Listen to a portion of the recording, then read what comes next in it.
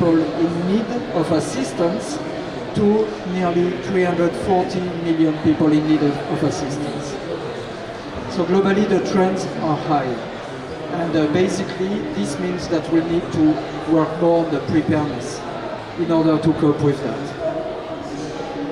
Secondly, if we look inside that about the refugees and the IDPs, so the forcibly displaced people, you can see that you have, in 2023, for the first time, we passed the 100 million displaced people. And in this group, most of the people are internally displaced. Something also pretty important to see is that 33% of these people, this displacement is connected to climate. Okay, so before, like 10 years ago, it was essentially about conflicts, and now it's the climate cause is growing in this displacement. If we look more precisely about the climate factor, you can see that basically you've got 33 million people who are moving every year because of the climate change, and you have 5 most affected countries, which are Pakistan, Philippines, China, India and Nigeria. So those 5 countries represent 70% of the climate displacement. When we look at the map, and this is a map produced by the UN, you can see that you've got some countries which are high risk. There are 14 countries high risk, essentially in sub-Saharan Africa. And then after you've got countries which are, 14 countries which are very high risk, and then 22 countries which are high risk. So as you can see, sub-Saharan Africa is a massive issue for climate crisis. You can see also that Madagascar is considered as a high-risk country. What is pretty interesting is that, of course, all this is changing year after year. And there are 3 countries that are going to move from high risk to very high risk. And this is Burkina Faso, Sudan, and Uganda. So if you work in those countries, and I'm sure you do, that this is something to take into account. Also, you see that some countries are climbing one step. 16 countries are going to move to high risk, and you've got the list here. Something also to consider is that some countries have capacity to cope with that, and some have not. So here you have 10 countries that have been identified as unable to prepare for what is going to happen. So from a humanitarian point of view, I think it's pretty critical also to focus on capacity building of the governments for those countries. As you can see, we say that Madagascar is called a high-risk stable climate context. It's not very encouraging because it's stable, but at least it's not climbing. So now, why are we speaking about preparedness projects? First thing, when I was at the COP in Egypt, the COP27, someone said something pretty true. He said, if climate change is a white shark, the water are the teeth of the white shark.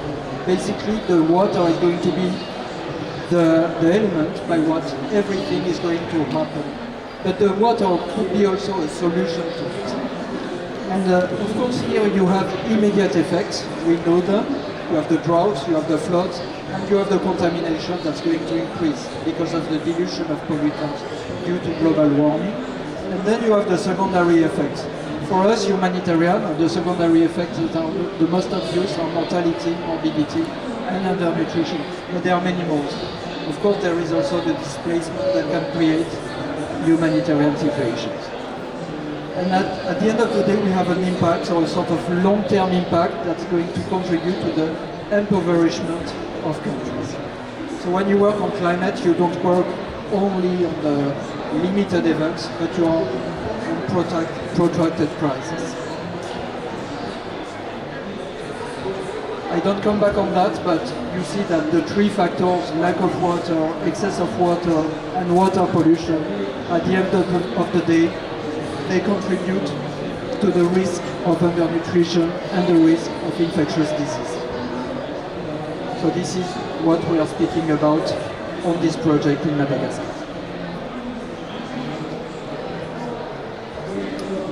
We used, for this project, we used a risk model, which is a UN model, which is considering first the exposure to a risk, the vulnerability, and the lack of coping mechanism. So when you want to build a risk advert model, you need to use those three pillars. And what we can see is that the climate crisis is totally fitting into this model. This model was not designed initially for climate. It was designed for conflicts and for crisis in general, but climate is really fitting into it. And inside all this bunch of components, there is one which is interesting us, and it's this one, the disaster risk reduction. And this is what we're going to present. First thing to keep in mind is that our project in Madagascar is focusing on a series of data around WASH, nutrition, health, and food security. Another thing to keep in mind is that in a humanitarian project, you can go from preparedness to recovery. Here we are just going to focus on the preparedness side, which means that if you want to develop a real holistic project, you need probably to take much more elements into account. And here you see also when we list the key activities that you do on such a preparedness project, you see that early warning is just one of them. So we are just speaking about one limited activity in a limited element of the entire project cycle. Okay?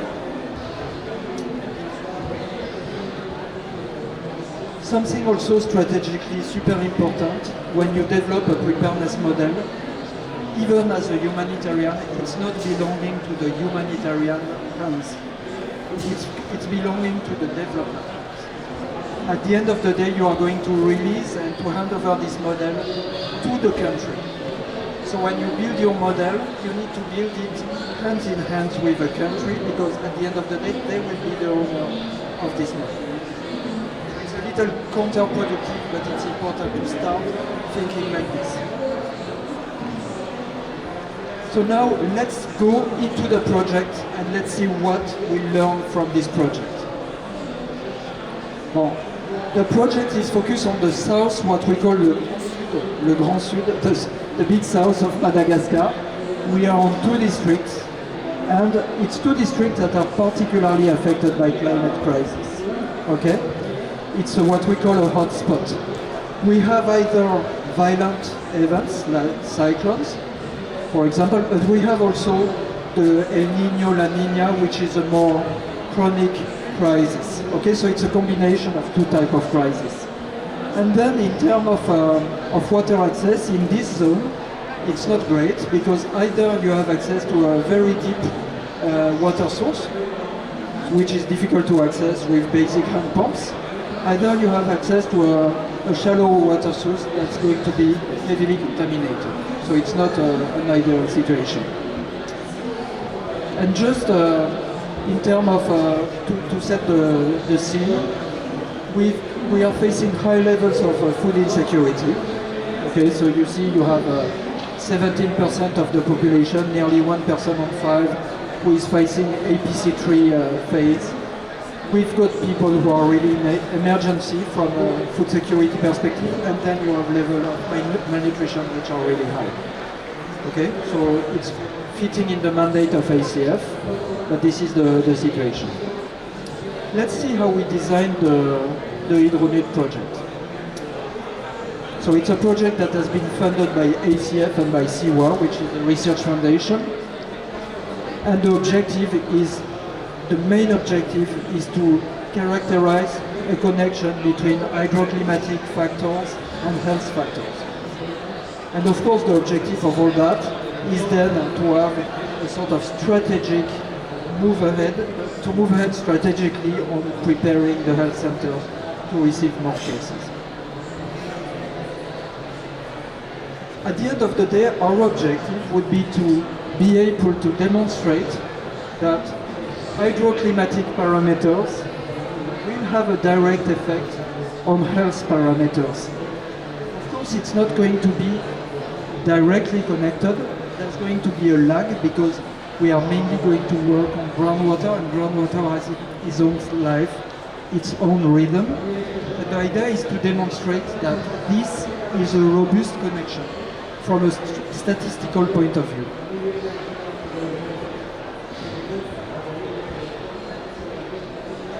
And this is the end. Hello?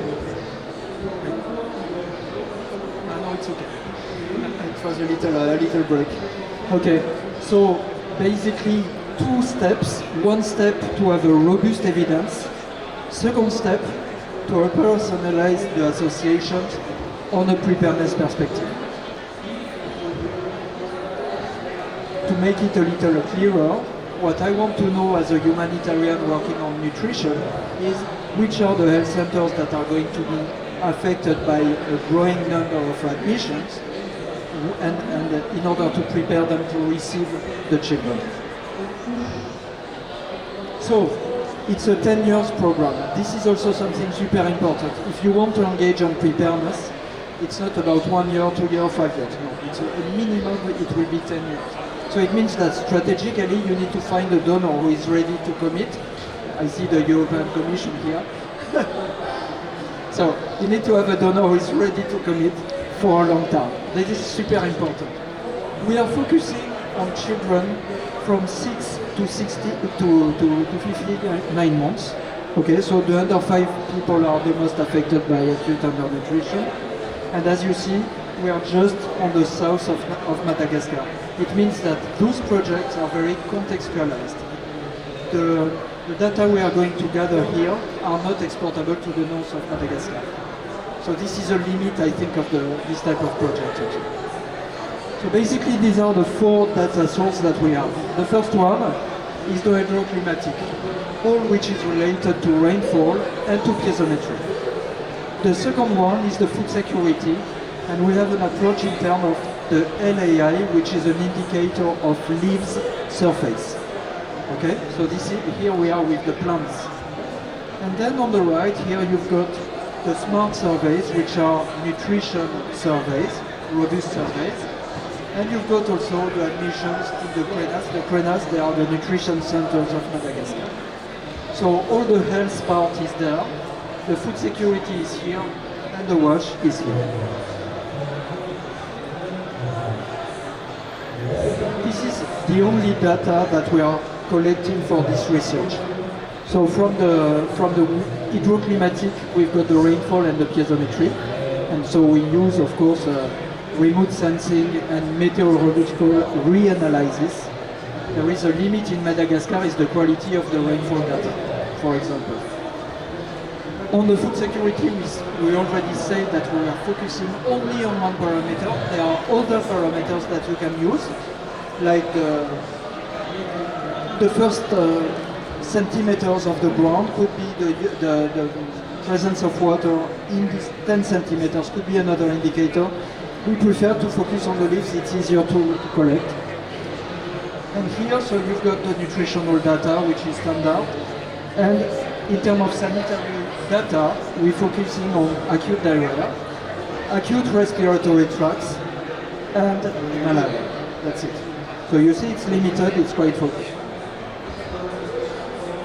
So basically we have 3 groundwater monitoring sites, including like 20 or 22 piezometers. And then we've got 2 meteorological stations. And we are producing a bulletin every quarter, gathering all the data together. And after 10 years, we take all those data and we try to make them speak. Let's see what they are going to tell us. In terms of statistics, we used a quasi-Poisson regression model. Okay, so again, if you want to have a real preparedness project, you may need to have mathematical skills. Okay, because you will see it's pretty difficult sometimes for the interpretation. Something also that, so we are in the south of Madagascar. There is a rainy season, there is a drought season. We adapt the model to the seasonality. We adjust it also with the comorbidities. Every time you have acute undernutrition, you have connection with diarrhea, for example. You don't want to influence the data.